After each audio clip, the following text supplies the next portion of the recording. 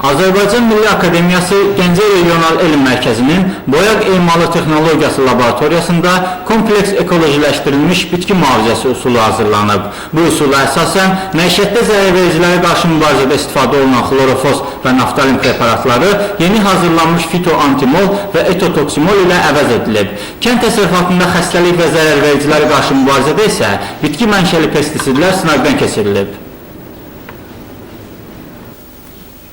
Bizim tədqiqatımızda yovşan, sonra qoz yarpağı, sonra bir çox tütün yarpağı, bir çox başqa qarışıqlar, bitki qarışıqlarının tətbiqi ilə biz meyvə, tərəvəz zərərvericilərə qarşı mübarizə aparmışıq. Məlum olmuşdur ki, bu bitkilərdən, məsələn, yovşandan 700 qram çəkib götürüb, onu 10 litr suda 24 saat saxladıqdan sonra onu qaynadıb, ona 50 qram təsərrüfat sabunu əlavə etdikdən sonra o ən yaxşı zəhərli kimya maddələri əvəz edən bir ekstrat olur.